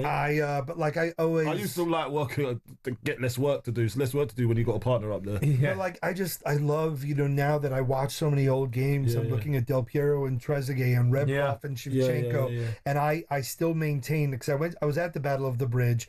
That season, I still think if we had Defoe, I mean, remember, he played 2 seasons of the MLS, came back and had what? Toronto, it was something like 13 and 11 for Sunderland, right? Yeah. He scores goals, man. That's just incredible. He still scores goals now. He plays in charity games, scores like 8 goals every time he plays. He doesn't let up. Yeah, he's still exactly the same. He's addicted to goals. I sat next to him. I was very privileged that my friends at Spurs had me in a suite watching I think it was a Europa League game at White Hart Lane. And I forget which player it was. I think I do, and I don't want to insult the player, but I remember Defoe said, doesn't know what it means to wear the shirt. He doesn't know what it means to wear the shirt. I got goosebumps, and I was like, he hasn't played for Tottenham in a while, and it still means that much to him. Yeah. And I just love that desire. There's just something compelling. A legend, mate. Legend. So between Bale and Van der Vaart, and then learning a little bit more about the community and the North London community and what it is now and how it reminds me so much of Brooklyn. So it wasn't Jamie that inspired it was Jamie O'Hara. At the end of the day, it was all Jamie. I was like, is that the guy from Pompey? And they were like, yeah, that's the one. That's my guy. So what are you considering as a successful season then? What do I consider? Well, this is the big debate, right? Because, we had our Greek savior, and he gave us silverware for the first time in I don't think the Audi Cup really counts much. Carabao Cup. You take that? Yeah, well, that's what we won.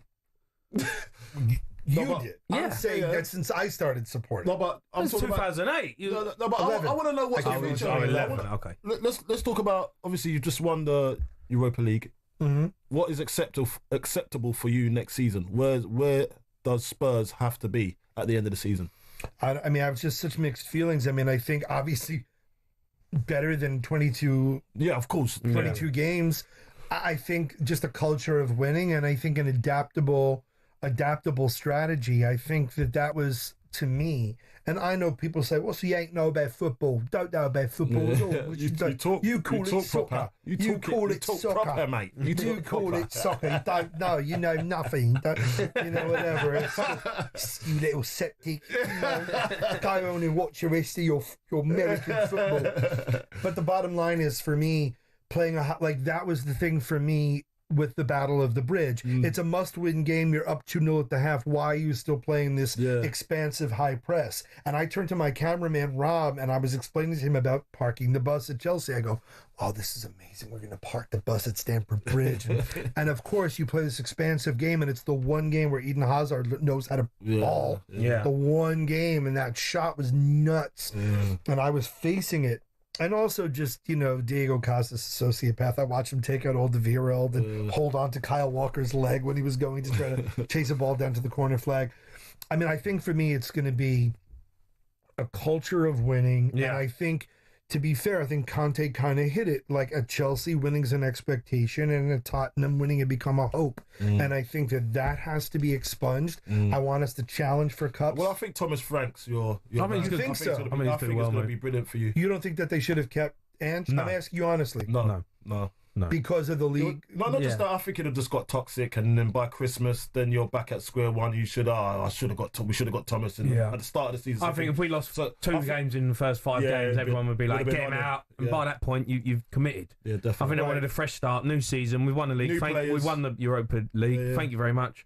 You can't lose 20 games and be That's a top what my friend was saying. He's like, because then if you wait 10 games into the season, what coach can you get? Over. Over. What coach can you get? And also, you're going to have a new coach is going to come in and go, I didn't know these players. But that said, can we do something else other than Kudus? Yeah, I know. Well, hopefully we'll get. I think we're going to have a few over the line. I do. Just before we let you go, where can we find the new series? Okay, so on YouTube, my show that we're shooting season 3 of is called Pro Moves. Pro Moves with Adam Richman. So do you know Hot Ones, the show Hot Ones? Yeah. So the production company that does that, First We Feast. Okay. It's called Pro Moves. It's about how to get the most out of any given eating experience. We did a steakhouse episode with Bryan Cranston, wing episode with my buddy Sean Evans, sushi, pizza, hot dog, but like the real Pro Moves. And then on Food Network UK, and you can still stream it. It was Adam Richman Eats Britain, Adam Richman Eats Football, and the new season we're going to shoot in Italy. Ooh. So I'm very excited. Whereabouts in Italy? Everywhere. And so the premise for the British show was I'm going to have cheddar and then explore Somerset, or I'm going to go have a sandwich and explore. Just quickly, top 5 best British foods.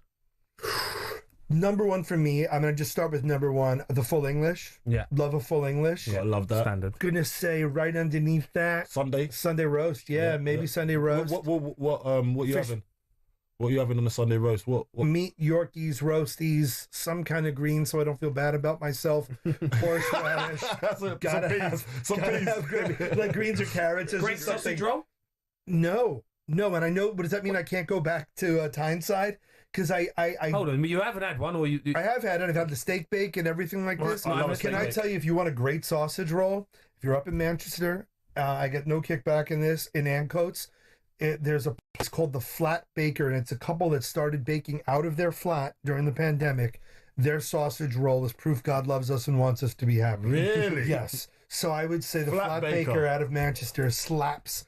One of the best. Oh, so you must have went up there with Oasis when you went up to I didn't go for that. I didn't get a chance to eat with them. And it's funny, they tweeted me. They're like, should we get the sausage rolls ready? Oh, yeah. But there is one place, incidentally, not a British food, but one of the best things I've ever eaten, full stop, happens to be in England. In Langport in County Somerset, there's a place called the Little Bakery. And this woman named Mel, and I'm not like some bougie, whatever. I'm still from Brooklyn. I live in the Bronx now. But she makes this quiche. It's a blue cheese wild mushroom, red onion marmalade quiche. And this thing... It's just like foodgasm made manifest. Red onion marmalade, proper. So the British foods, fish and chips, can't lose those. Yeah. Sunday roast. I said, yeah, so full English, Sunday roast, fish and chips. Then I might say... Tony's pie and mash. Tony's pie and mash at West Ham. You know, with pie, I will say, well, like I'm saying, but we're going like classic British though, right? Just whatever you think. Ooh, well, look, any good place, because there's so much great Indian food in this country. Yeah, like, that's all right. If you go to like Birmingham, go to Brick Lane, or go to a Desi pub in Birmingham and get a Balti or something like that. I think any good British curry usually will hook you up, or and to shout out to my friends in Merseyside, salt and pepper chicken la. That's boss la. Salt and pepper chicken is a place called, I think, 36 Chamber. All right. Oh, that's boss la. Ad, you're an absolute legend, mate. Lovely. I really appreciate you coming in. You're a star. Thank you. And if I'm sure people can listen to this back and get, because I know what I'm going to do. I'm going to listen back and I'm going to go to all them restaurants. Exactly. Right, Newcastle fans, want to hear from you. I'm going to take calls. 03 717 22 344.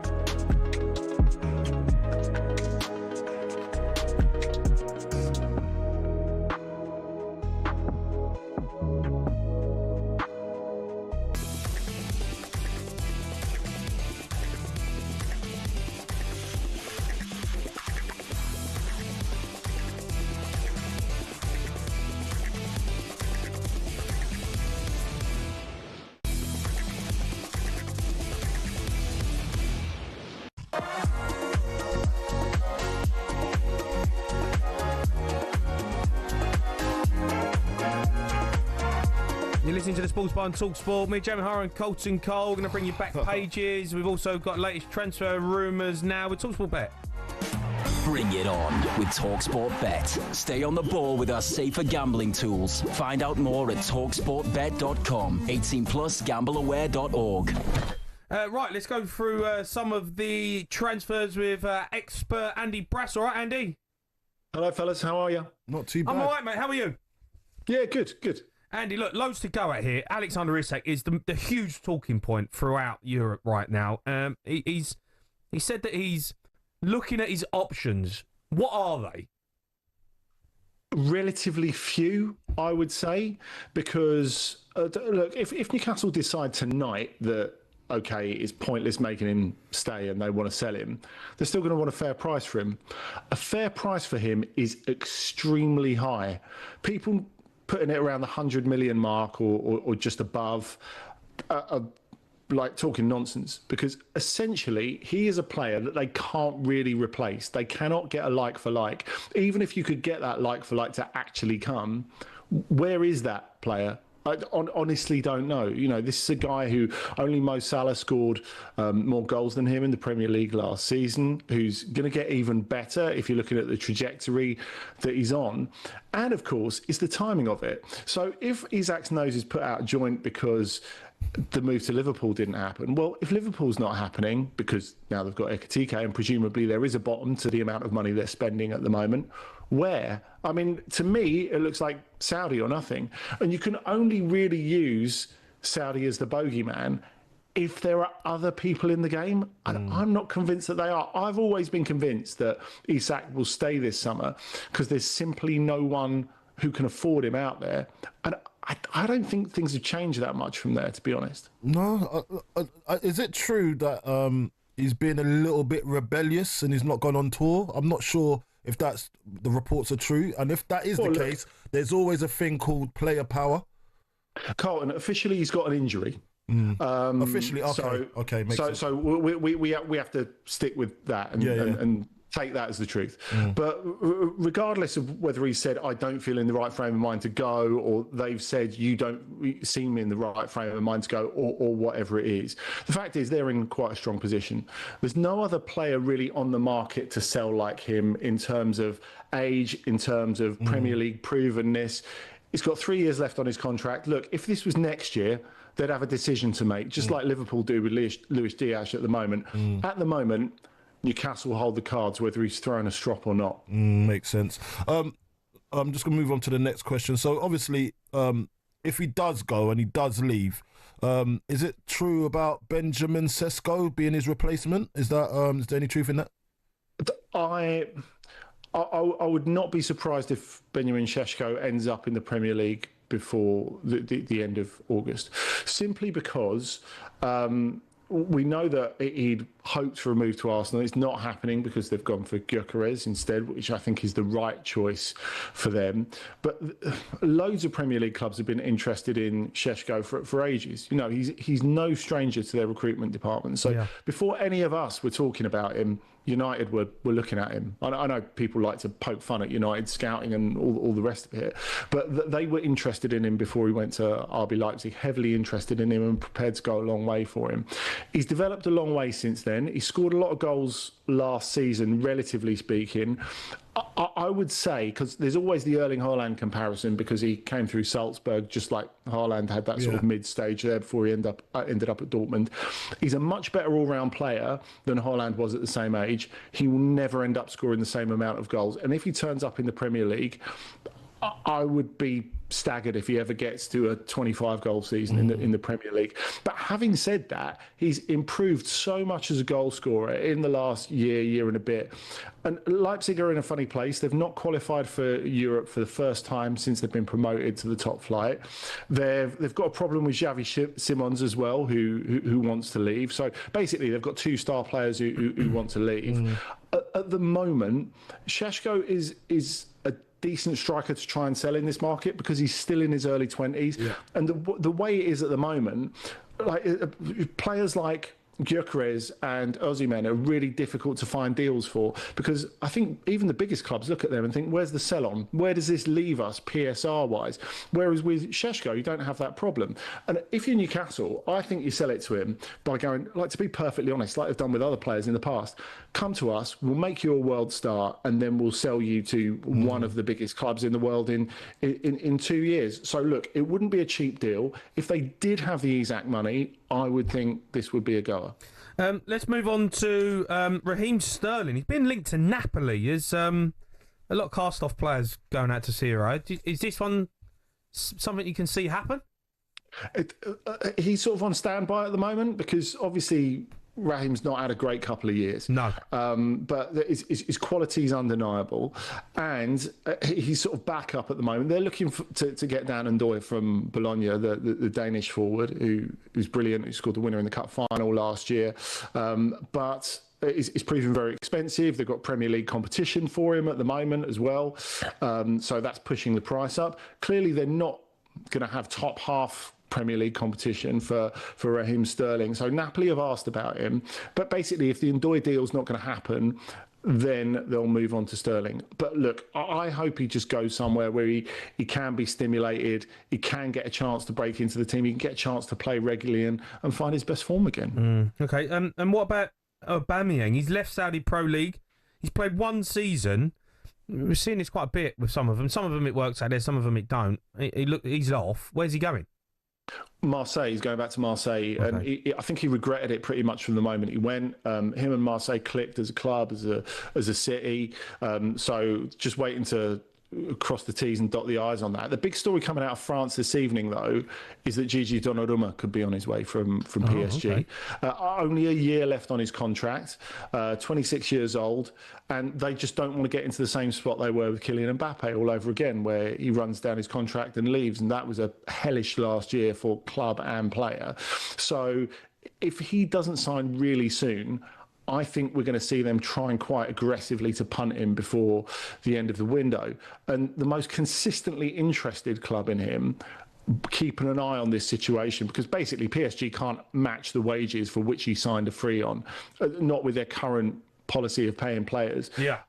Chelsea are in the mix, which I think is really, really interesting. Wow. I think that's a good... For Chelsea, that would be brilliant, I think. It's a young goalkeeper like that. I mean, it feels like he's been around forever. He's only 26. It's only 26, mate. Yeah. It's a job. Yeah, and I think that's it. The experience and the age is the sort of signing that Chelsea can sell themselves because he is only 26. Yeah. And their policy of signing players, it's funny because, of course, they were really close to getting Mike Maignan earlier in the summer. I think they missed a trick there because he's a brilliant goalkeeper. I thought so.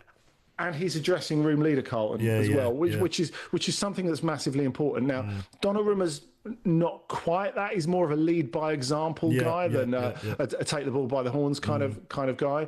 But I think this, if we're talking about world class keepers, I mean, Donnarumma's had as good a year as it gets, and it could be the perfect compromise. Can I ask you about Rodrigo? Because I know you're across it. Is there any chance that Spurs could get him, or is that just wishful thinking? What did you hear that from? Mate, there's been reports that could be interested in signing him. But really? Do you think he'll leave Real Madrid? If he does leave Real Madrid, I don't think it will be for Spurs, simply because of the other clubs that are interested in him. PSG have come into the mix in the last little while as well. I know you might look at that front 3-4 and think, where does he fit? Well, the fact is they can move Desiree Doué into midfield, and they're already thinking about that anyway as part of that midfield top three. Player, by the way. Incredible, Carlton. But I think... basically, people talk about him needing to go somewhere and be the man.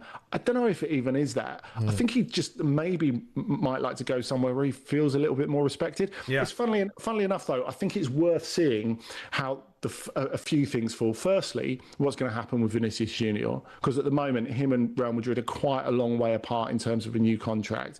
He keeps saying, "Oh, well, I'm getting this offer from the Saudi Pro League." If I was Real Madrid, I'd say, "Oh, okay, go there then." Because the reality is, if you want the money, you're never going to get anywhere near that money at Real Madrid or in European football, period. And why should he? Look, come on, he deserves to be one of the highest paid players in the world. Does he? He does. He does. I agree with that. But I think it does kind of remove a problem. Like financially, it really sorts them out if they sell Vinicius. They can't pay him more than Mbappe politically, so we know there's a limit to what they can offer him. That potentially hamstrings them going forward a little bit. And I guess the other thing is Rodrigo is so incredibly versatile. Yeah. Unlike Mbappe and unlike Vinicius recently, he works really hard off the ball, which you ain't winning the Champions League without that. Without players, 11 players who work off the ball, you ain't winning the Champions League. It's just not happening. No. And PSG have shown that. They've set the standard. Yeah. And to an extent, Barcelona have set the standard.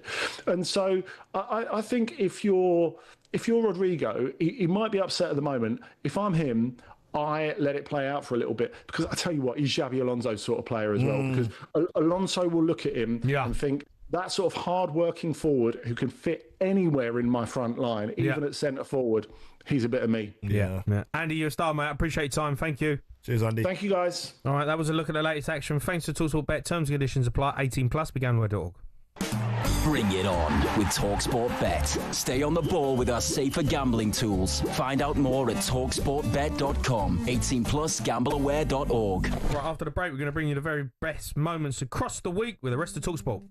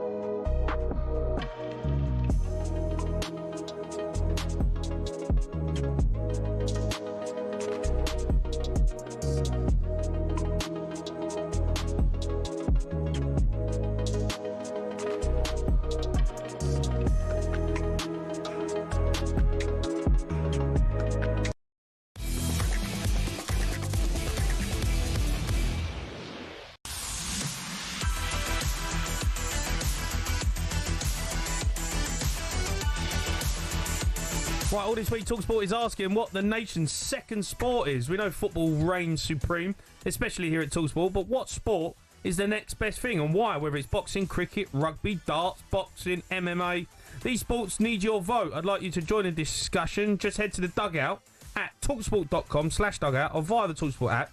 It's been the talk of the office with some talkSPORT names throwing their weight behind their favourite sports. Hello, Andy Goldstein here of Andy Goldstein's Drive Time, weekdays 4 till 7. The reason I love snooker, or one of the reasons, there's lots of them, is because you've still got sportsmanship in it, and you don't get that too much these days in other sports, always trying to bend the rules or cheat or whatever you want to call it. But in snooker, if a snooker player makes a mistake and the ref doesn't see it or his opponent, straight away he's up on the shot and he'll tell the referee he made a mistake. You don't really get that nowadays. I also like tradition in sport. A lot of that is being lost. I love the fact that for the majors, they're still wearing the bow tie and the waistcoat and the dinner suit. I love that. Andy Ronnie O'Sullivan, you've got arguably the most naturally gifted sports person ever on the planet, who's brilliant with his normal game when he's playing right-handed, but can be equally as brilliant left-handed. And there aren't too many sports people in the world that can do that. So that's why I love snooker. Boring! Bang out of order. That's perfect. That's exactly what he deserves. Snooker. Listen. I like pool. I don't mind pool. Yeah, pool's all right, but snooker's a bit. I can sit and watch snooker if I want to go to sleep. If Ronnie O'Sullivan's on, I'll watch everything. I'll watch the whole match. Yeah, but it's not a sport that I can sit there and really get excited about. He's the rock star. I appreciate how good they are and how talented they are. But come on, it's not the nation's second sport, is it? I used to like Henry. Henry was good. Yeah. What's his first name? Steve. There you go. Yeah. Right, I thought he was just like. You thought you caught me out there. You thought you caught me out. What's the nation's second sport? Do you think? I think I probably think rugby. No. Yeah, or cricket. Cricket maybe. Cricket. Yeah. Listen, cricket's up there. I think boxing's close to being the nation's second sport. Yeah, boxing definitely. I'll tell you what everyone's playing now. I haven't actually played it. Paddle. Everyone's playing paddle, mate. Yeah, everyone's doing that. Everyone's playing paddle. I get asked every week. What about the Olympics? Game of paddle. You want a game of paddle? The Olympics, everyone like 100 meters. We're good at that as well, aren't we? Yeah. Sport. No, he did just say Olympics. Yeah, yeah. It can't be the nation's second sport, though, can it? It's everyone's second sport. Athletics. It's everyone's first sport. What do you mean? Athletics. That's it. Athletics. Yeah, not the Olympics. Why is he laughing at me over there? But, do you know what? I give up. I give up on this talkSPORT sports bar show. Everyone just laughs at me. I'm not having this. You come out with some belters, though, don't you? I want to be taken seriously. Well, you know, how about that? Yeah, but you just said the nation's second but sport's the Olympics. You laugh, yeah, but you know it's a mistake. You know, let's just let it go. Sometimes you just got to let it go. Can't have the producer laughing at me behind the wall. I'm not having it. I'm not having this. Yeah? I'm going rugby. Rugby's our second nation. Second nation? Or nation? Shut up! Shut up! Leave me alone. Nation's second sport. Nation's second sport, yeah. That's it. Rugby. You're going rugby. I'll go rugby. All right. Yeah? I'd say boxing. Right. If you head to the Dugout on talkSPORT app or via the website, talksport.com/dugout to sign up and join the discussion. You could, say the Olympics is the nation's second sport. You need to leave me alone. Fun prizes are also given away every month. If you join now, you'll automatically be put into the next draw. Over 18s only, terms and conditions apply. You've got until 9 a.m. on Monday morning to get voting. Now it's time for this. Yes, the rest of talkSPORT, we run you through some of the recent highlight moments from across the talkSPORT network. Let's kick off with Drive earlier today. Adiola Depot and Gabby Bonhor, the boys were discussing what items of clothing accessories they would ban. Gabby seemed to use it as an excuse to go in on Big Al. What I would ban is the older generation wearing some of the man bags they wear. Mate. Alan's one is Alan. massive. Alan's got a man bag. He's got a man bag, mate, and all that's in there is a pack of custard creams.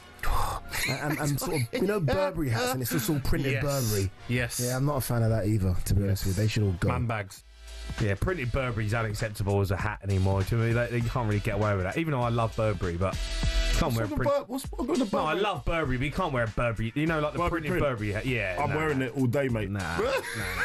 I've got a Burberry coat. It's lovely, but there's only certain places I'd be prepared to wear it. Yeah, you wear I like a man bag though. No, you wear a Burberry cap, a little Burberry cap, or a Burberry what's the bucket hat? You can wear that, yeah. Bucket hats are cool. And then I can't wear a bucket hat though.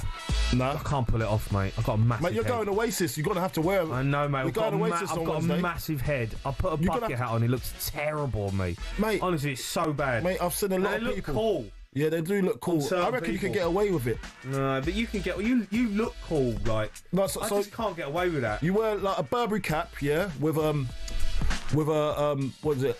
A CP jacket, or you know what I mean, or a Stone Island, a little Stony, you know. A little Stony, yeah. Got a Stony. That's what you're gonna wear. You're not gonna wear Stone Island. No, I'm jacket. not wearing a Stone Island jacket just because I'm going to watch Oasis. Why? That's the kit. That's the kit. I know that's the kit, but I'm not wearing the jersey, mate. You gotta wear the kit. No, I'm not wearing it.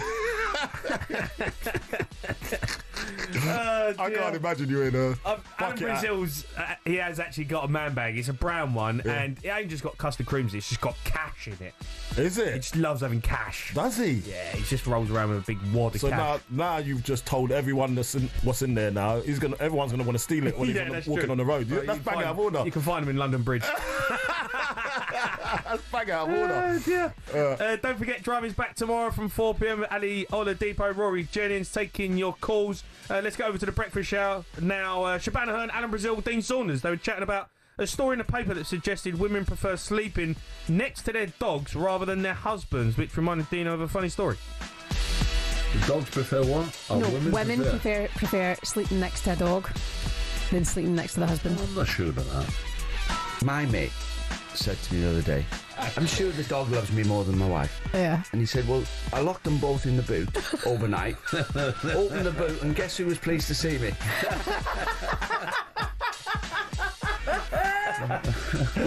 Honestly.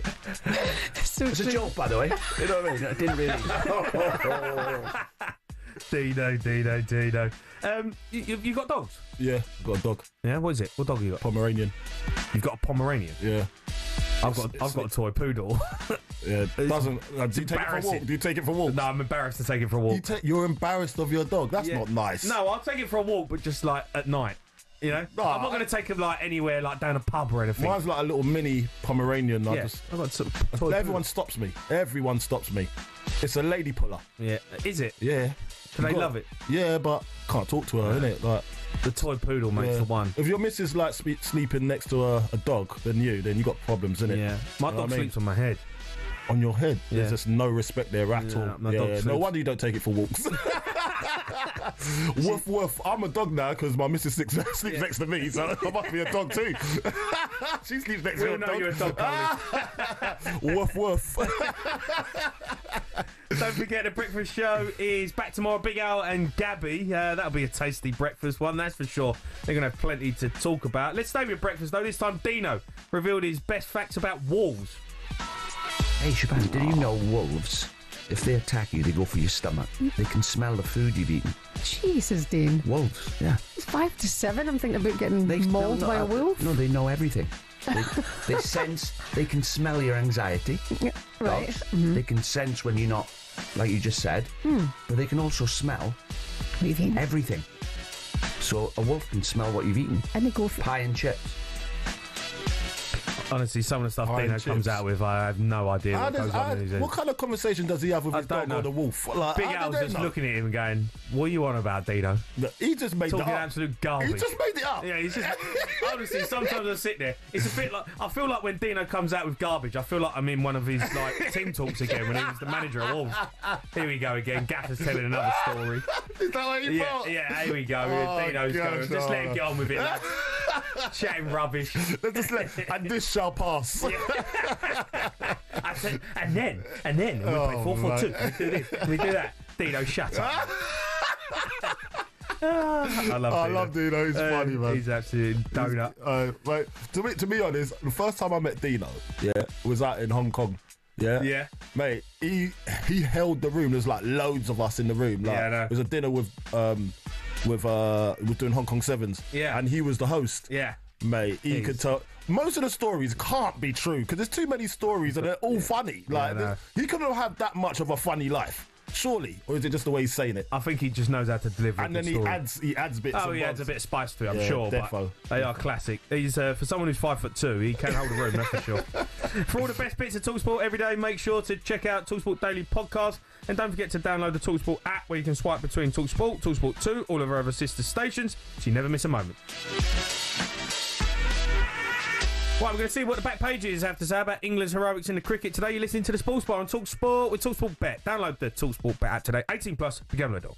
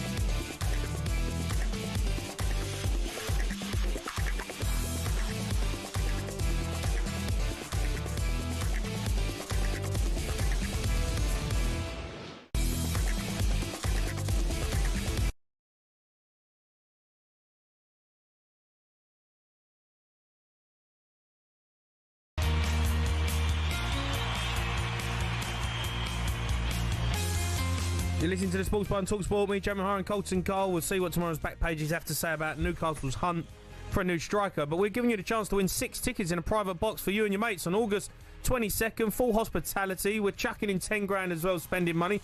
Completely tax-free. This is for Coldplay. For a chance to win, text the word WIN to 83338 by 4th of August at 11 p.m. And you're in the draw. Text costs £2 plus 1 standard network rate message. You must have the bill player's permission or post your name and number to Coldplay competition. PO Box 3190 Colchester CO2 8GP to arrive by 5 p.m. on the 7th of August. 18 plus.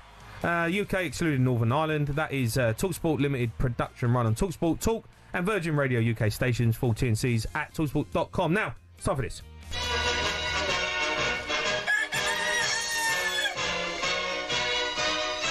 Right, we've got Jack Cunningham with us. All right, JC? Yeah, I'm not too bad, Jimmy. How are you? I'm good, mate. I'm good. You're back where we found you. Yes, yeah. I had a little excursion at the studio for 2 nights, but now I'm back. Excursion. I'm back in my room. He's back in his room. Look, let's get into it because there's some good back pages. Isak is all over him, mate. Your pal. Aye. You're desperate to keep him. It ain't happening. He's one out. It's a Isak eyes exit on the back page of the Daily Mail. Isak looking for route out of Newcastle on the Times. It's not looking for the Toon Army. It's not looking good, is it? I mean, I sat there next to you 24 hours ago and said, he's staying. Yeah. I literally said that, he's staying. So... Yeah. You also said that about Ekitike coming in and he's signed for Liverpool. Exactly. I just did not say anything at all about Newcastle, and then we might see what happens. Because I just say a week ago, I was like, yeah, Newcastle, Ekitike and Isak. Now we're not having either of them. So, I mean, it's turned into an absolute shambles, really. Look, I think... way I look at it with Isak is on the field. I don't really know what more Newcastle could have done to convince him to stay. I mean, look, won a trophy, got in the Champions League. In the time he's been at Newcastle, it's been nothing but improvement. On the pitch, anyway. But off the pitch, clearly, there is...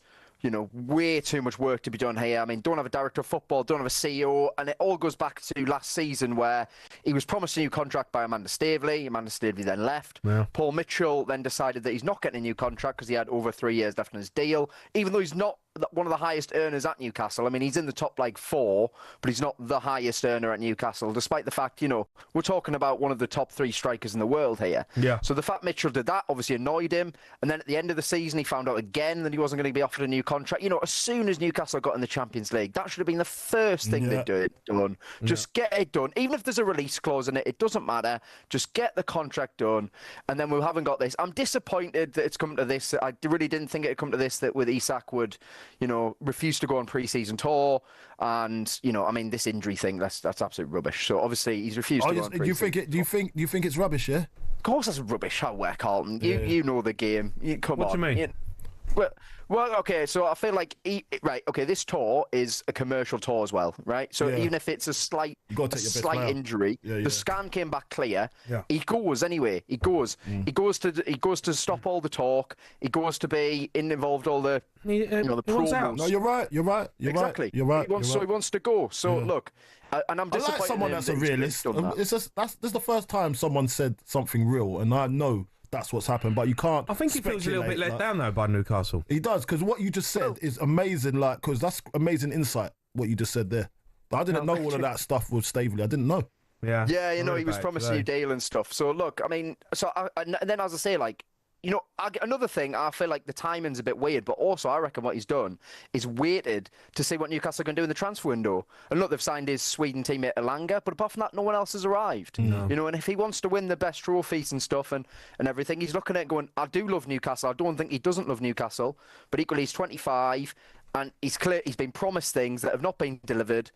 And as I said, I'm disappointed that it's come to this, but look, now it's time to get him moved on, and it's going to be horrible seeing him in a Liverpool shirt. I mean, genuinely terrible. I mean, the first game at St James's Park is Liverpool at home, so that could be his first, basically his debut in many ways. Well, look, and then Liverpool's still got to stump the money up. Yeah. They have. It's not a given. They have still got some of the money. It's a lot of money. It's going to be a British transfer record. It's going to be like 150 in it. 150, sure. So it's all right saying you want him and he wants out, but getting a deal done, there's a long way to go in this situation. There is.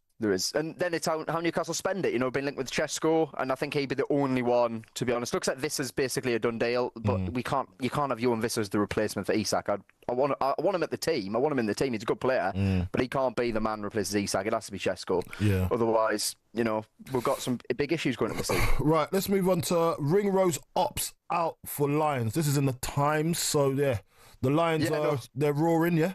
Yeah, so obviously the Lions won the first test. It's the second one at the weekend, and Gary Ringrose was in the squad and was selected to play, but he actually self-reported concussion to Andy Farrell after training. So basically, he's now not playing, and he's been replaced in the team, and he's been praised for it by Andy Farrell today. Like Farrell was speaking about it, saying it's a really selfless act from Ringrose because. The Lions doesn't come around very often. They don't get in your career. It's kind of like a World Cup in the sense of you probably only get 3, 2, kind of number. Mm-hmm. So the fact that he's decided, even though it wasn't actually a head clash or something, he just said he was feeling signs of concussion, and he's decided to sit out of it. And rightfully so, is getting praise for it because, well, one, he's looking for his health, and equally, he's not going to impact the team as well. So yeah, fair play to him. All right, yeah, it's a difficult one to probably concussion protocols. Probably 2 weeks, right? 2 weeks. Yeah, exactly. So I think it's probably his Lions to over. Yeah. Wow. Bit of cricket, phenomenal. Ben joins the greats. What's happened? Yeah, so obviously it's the second day of the fourth test, and Ben Stokes took his first 5-wicket haul in 8 years with the ball. So Stokes is now the best bowler in the series. And what's mad about this is Ben Stokes isn't a bowler. He's an all-rounder. Mm-hmm. So he's there to bat and bowl. But Stokes has now got the most wickets in the series, which shows, again, I've spoken about it before on here, just how relentless he is of what he does and how he will do literally anything for his team to make them win. And he was brilliant today. He was absolutely unbelievable. And, India have got Jasper Brummer in their team, who is arguably the best bowler in the world, and England also have Jofra Archer, and Stokes has got more wickets than both of them. So it shows you how good he is. He's just gone level with Jack Callis for 5-wicket hauls as well, and Chris Wokes as well. So he's just an unbelievable player, and sets the tone for the team. JC, just lastly then, what's going on the talkSPORT website? Yeah, no, so obviously Simon Jordan has been speaking about 15-year-old Max Dowman, and he's basically said that we could be looking at a new Lamine Yamal potentially. Okay. I mean, look, this guy, he's playing for Arsenal. He's got some senior minutes against AC Milan in midweek. I assume he play against Newcastle at the weekend on Saturday. Arsenal playing Newcastle on Saturday in Singapore, and that'll probably be a better chance to have a look at him. It's I feel like already we're not putting a bit of pressure on this guy. I mean, let him come on, man. He's 15. Boy. Yeah. But when you've got that talent, you're exposed. It's as simple as that, and then you can't hide it. I know, but how do you protect someone at that age? You can't. Listen, in the day and age that we're in, you can't, because he's that good. He's that good, mate. Have you seen him play? I've seen clips of him. I've seen him live, mate. Is he good? He's very, very good. Is he? So he looks unbelievable. You can't hide that. You can't hide that.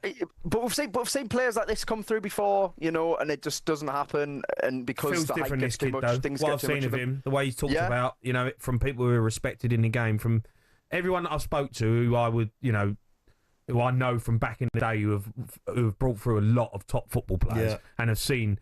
That kid's a player, or that kid's a player. That kid's going to play. Every single person I spoke to has said, "This kid is unbelievable." He is. Well, you know what? Fair play. Can't argue with that. But he's 15. Protect him. Yeah, exactly. And I think Arsenal got